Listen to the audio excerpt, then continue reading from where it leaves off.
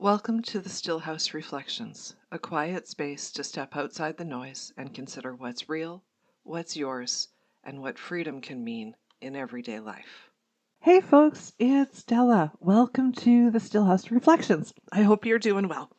So today I want to talk about identity, but I want to talk about identity as something that doesn't need to be defended. So right now in the world, identity has become political. Identity has become something that needs to be defended. Identity has become moral, religious. Identity has taken on some things that have made it painful. Identity is no longer just sort of who we are in our physical forms,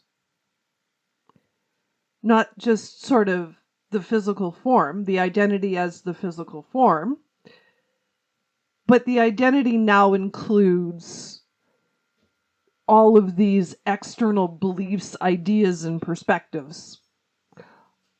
All of this extra stuff that really isn't about the human being. It's not about the human being. Your political beliefs, whether you're left, right, in the middle, or off the spectrum entirely, have nothing to do with your identity. They are opinions about how you think the world should look, about policy you think should be in place. Your moral or religious beliefs help guide you. They probably help shape your opinions, but they are not meant to be projected onto other people. They are not meant to be built around as some sort of societal guidepost. They aren't meant to do that. That is not why they are there. That is not what they are for. It is actually part of the reason why those things have become a problem, why religion and morality have become a problem in society right now. And it is because we are trying to use them in ways they are not meant to be used. We are trying to get agreement around things that we are not meant to get agreement around. We are never going to get agreement around them. You will never get agreement. And let's understand that morality, and even religion to some degree, but mostly morality, is changeable. Given the right circumstances, your morals will change. If you're hungry enough, you will steal. If somebody tries to hurt you enough, you will kill them. Your morality will change if the circumstance offers you a reason to change it.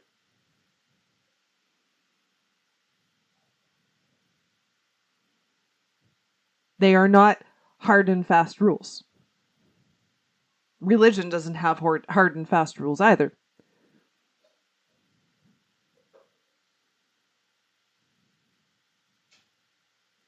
And it can't enforce the rules that it tries to have. But the system wants us to have an identity to defend because it gives us something to fight about. It's actually a good distraction, and it's a means of control in that respect. That's its way of controlling. The system, if the system has you fighting over how it should be, if the system has you arguing about it, then you're not really paying attention to what's going on. And that's a form of control. It keeps you stuck in the fight. I've said in the past that we need to drop the fight and go home. We need to stop. It needs to end. And that's true. But the idea of that makes people upset. It upsets everybody. Because we're still stuck in the idea that we need to fight.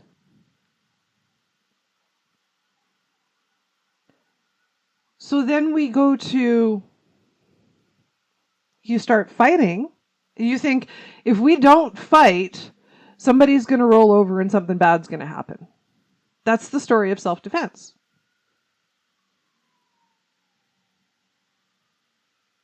That's the story of self-defense. And the story of self-defense is not true.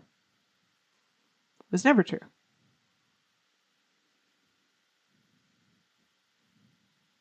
You can say, if I don't defend myself, bad things are going to happen, but here's the reality. Bad things happen anyway. It doesn't matter whether you defend yourself or not. You think you're preventing something because that's the story you've been told. But you've never actually questioned whether it changed the outcome or not.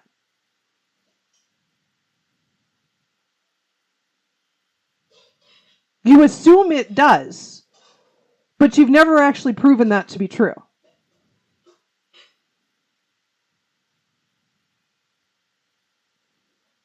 Because you can't. There's no way for you to repeat exactly the same experience to sort of split test it and have A and B. If I don't do something, what happens? And then if I do something, what happens? You can't split test it. So there's no actual way to know whether what you're doing is changing anything or not. You assume that it's making a difference. But you don't have any actual proof. And I know where we go back to. We go back to Nazi Germany, right? That's where we go back to. And we say, those people rolled over and look what happened to them. That's the argument. So you think fighting wouldn't have gotten them killed?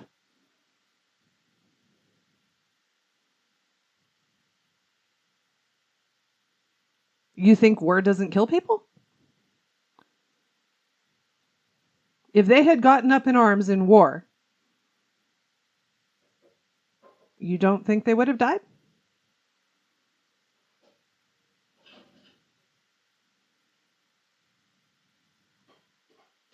Because that was the alternative.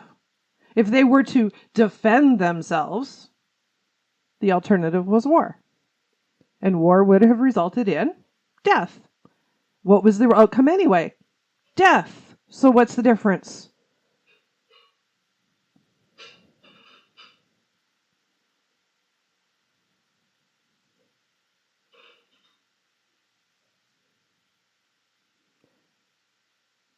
The story of self-defense makes you believe that war is better. That war had to have been better than what they did or didn't do. War had to have been better than the concentration camps. The story of self-defense makes you believe that. But the reality is it doesn't change the outcome.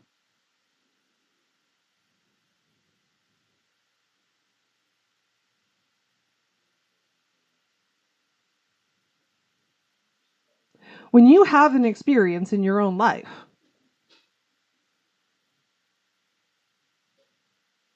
and somebody does something you don't like, and you think they did it to you, so you tell that story, so it's self-defense. The story of self-defense doesn't help you. Once the experience is over, regardless of whether or not you tell the story of self-defense, the outcome remains the same because you can't actually go back and redo the experience. So telling the story of self-defense just keeps you stuck in the pain longer. It just gives you more pain. It creates pain. You self-create pain that way. And if you go back to the person that created the experience and you defend yourself to them, you just create a new experience that causes pain.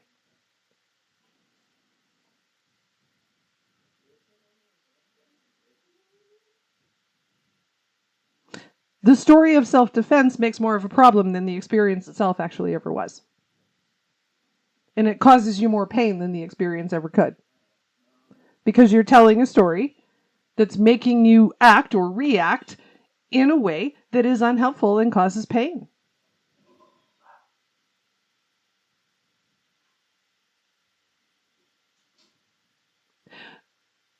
So, to find the truth in those experiences, you have to get out of the stories of self-defense. You have to stop telling them.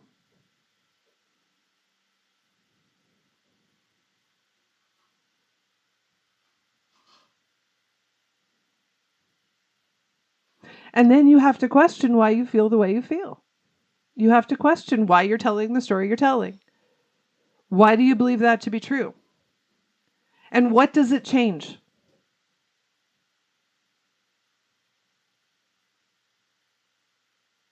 What does it actually change? And the truth is, it probably doesn't change anything. Because from where we are now, the outcome is exactly the same. Because you'll never be able to split test the experience. So we can't go back to Nazi Germany and figure out whether fighting back would have changed anything. We can make the assumption that war is going to kill people. And you can't make the assumption that they would win.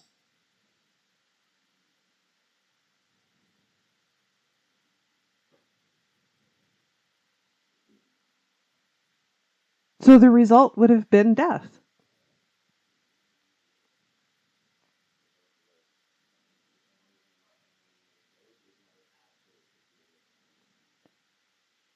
So it doesn't change. So what's the truth in the experience? There was pain in the experience. There was going to be there anyway. Self-defense then self-creates additional pain. Makes it worse.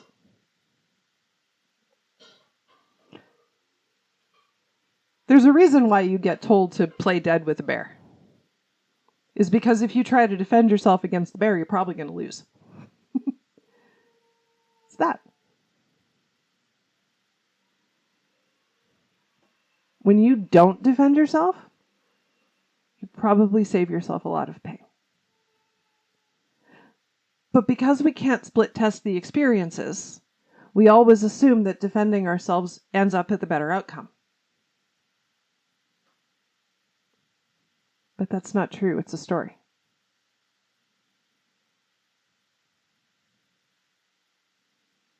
And we hinge those things on our identity. They become a story of identity. Who I am is the pain I've experienced. Also not true. You are not the pain you've experienced. I am not the pain I've experienced. You're not the pain.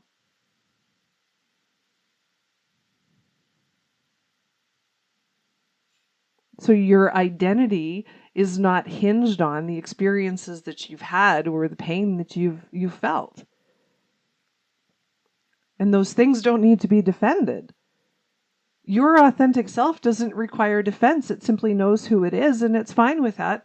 And it doesn't need to prove it to anybody else. It doesn't need to prove it or defend it to anybody for any reason. There's no reason to do anything about it. It's just there. When your identity and your belief in self is strong enough and confident enough and stable enough, then you're not looking for anything outside of you, and you have no need to defend who you are to anybody else for any reason.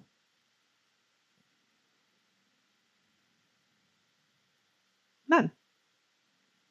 You do not need to defend yourself. You can let people have their thoughts and opinions. You can let people have their ideas. You can let people even have their expectations. You have no need to meet those. You can let people have their perceptions. You have no need to change it. You can just let people be as they are. You leave them alone and you simply live in your authentic truth because that's who you are. And you have no reason to fix anything around you. And that's a really, really, really hard place to be. Because you think, if I don't do something, all of these things are going to happen.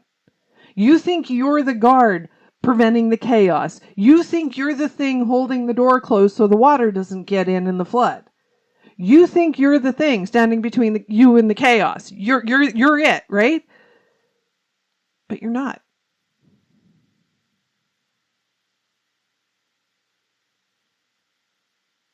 That's a story you tell because it allows you to stay stuck in the problem you've created. It allows you to believe you need to keep holding the door closed. It's not a true story.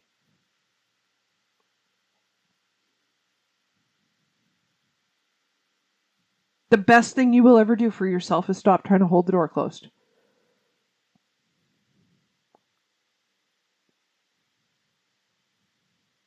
Put down the armor and walk away. It is the most freeing thing you will ever do for yourself. It is also the most scary thing you will ever do for yourself. It is terrifying because you think the world's going to end. And when it simply doesn't, and when you look around honestly and you see that literally nothing happened and you are absolutely fine, it breaks your story in half.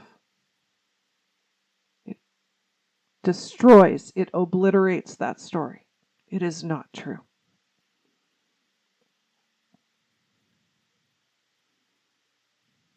Who you are is not about what you stand for or believe in. It has nothing to do with it. Absolutely nothing. That's a human thing. And it's nonsense. Who you are is totally about how you feel within yourself. And what you think and feel within yourself. Not in response to the outside world. Not in response to the stories the outside world tells you. Not in response to the pain that you experience in your life. Not in response to the issues you see and the problems you see around you. But who you are as a separate identity from all of that. A separate individual being. A unique individual being. Sometimes there's a saying in spirituality that we get, you're in the world and not of it. What does that really mean? If you're in the world and not of it, that means that everything that you see around you is not yours. The problems, the politics, the wars, the lack, the stories, even the relationships that you have with other people. They aren't really yours. Your kids aren't your own. They're their own spirits on their own journeys. The animals you own, the dogs and cats and fish and gerbils and hamsters, they aren't yours either. They are animal spirits on their own journeys.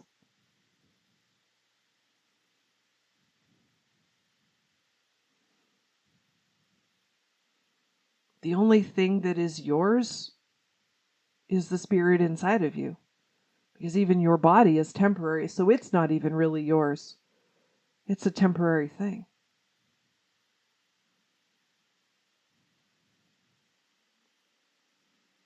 The house you live in isn't really yours, even if you bought it.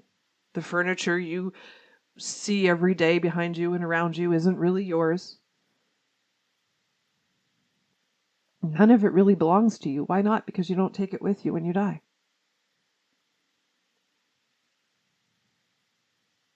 When your human form dies, you take none of it with you. So who you are is not subject to any of the things around you. It is a complete, unique identity as a spirit. And that spirit doesn't have any of the human identity, any of the things that humans take on. You don't have to play in the human experience. And you don't have to go live in a cave to pull out of the human experience that way either.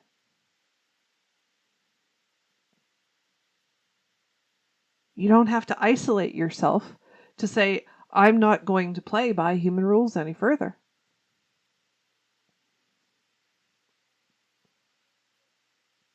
You can stay in the life you have and not play by the human rules. You can stay in the life you have and have a completely unique individual identity that you have no need of defending.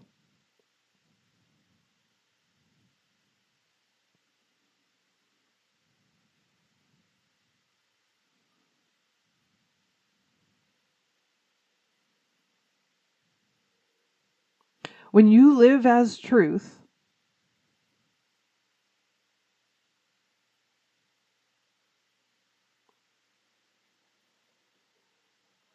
your identity becomes authentic. And to be authentic, it can't be based on human ideas of what it means to be human. But by those I mean things like politics and morality and religion and all of the stories that we tell about experience and self-defense. Because none of that is true.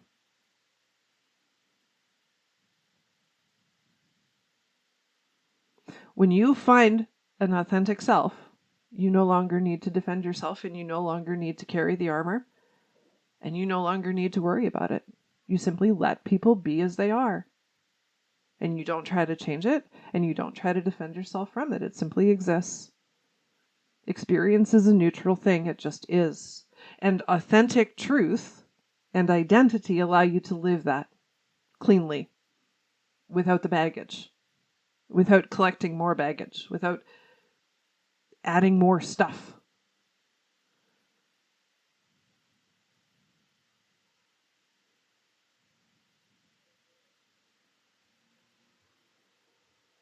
Being truly authentic allows you to leave experience alone and not need to change other people and not need to convince anybody of who you are, or right or wrong, or any of that stuff. You don't need to do any of that.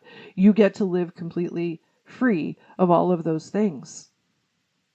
You don't have to participate.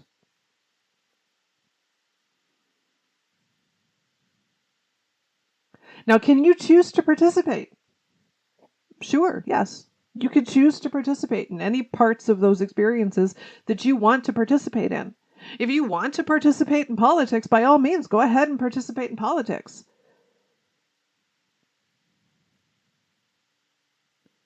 If you want to participate in activism, go ahead and participate in activism. If that's your thing, if that's your calling, that's your life purpose and goal, then go for it. Who am I to stop you? But for the vast majority of people watching this, for the vast majority of people that will hear this, that is not their calling, that is not their purpose, that is not their identity, that is not the reason why they are here. It is something external to them that is happening around them. It is not who they are. And they do not have to defend their identity because of it. And I want to offer you this. Not doing anything about a problem that you see in the world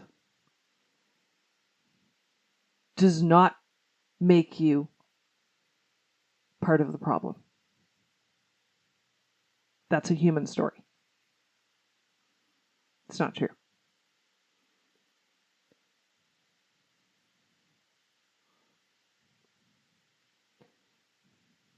In philosophy, we have this idea of if there are two sets of tracks, there's a track and it splits off, right? At the end of one track, there's one person standing there stuck. At the end of the other track, there's 5 people standing there stuck. And there's a lever there and you can pull it. And this train's coming and it's out of control and it's going to hit. It's either going to hit one person or it's going to hit 5 people. And it's your choice which way that train goes. What do you do? It's called the trolley problem. What do you do? And does it matter? Is it your problem to fix?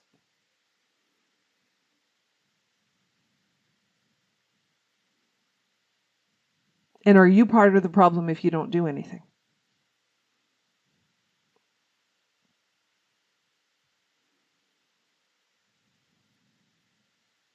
Human rules are the only thing that makes that a problem.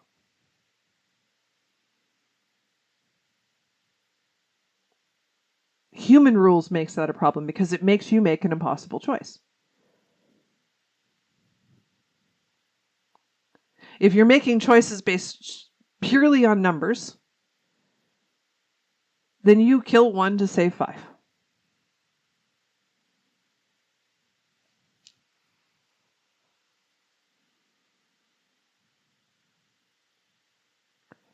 But are you wrong? Is it a problem if you let that train hit the 5? Did you do something wrong by not saving them? By sacrificing them to save the 1?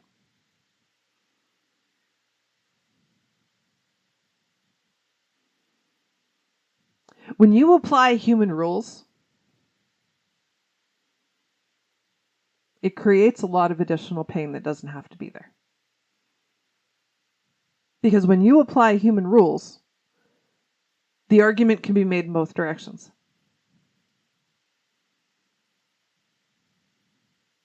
When you apply human rules, not saving people makes you a problem.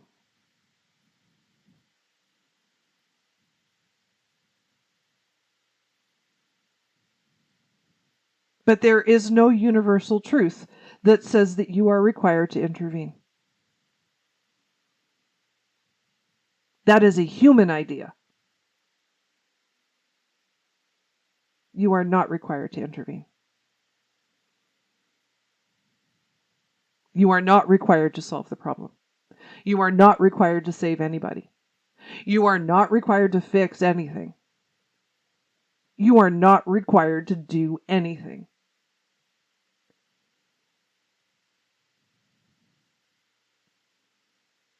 And that's a very, very difficult thing for people to hear. Because right now, society, the system, and the way it's set up, wants you to take on an identity, pick a side, and then defend that. Because that keeps the war going. That keeps the fight happening. It keeps you occupied and busy. And none of it is true. You are free to walk away from that fight, and you do not have to save anybody.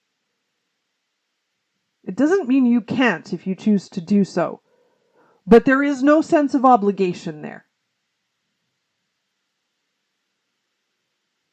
It is actually just a choice.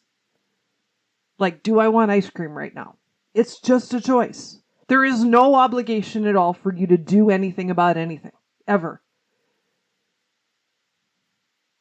And anything that tells you that there is obligation is a human rule. It is not true. You are not defined by your choice to do or not do any one of those things. You are not defined by anything other than how you choose to feel and think in that moment. Because that's the true only limiting factor that you have, is your own thoughts and feelings. There is nothing outside of you limiting or preventing anything except your own thoughts and feelings. The only limitation you have is yourself. And when you fully understand that, you can free yourself from the human rules, and then you no longer have to worry about making ridiculous choices and feeling obligated to do things that you have no interest to do.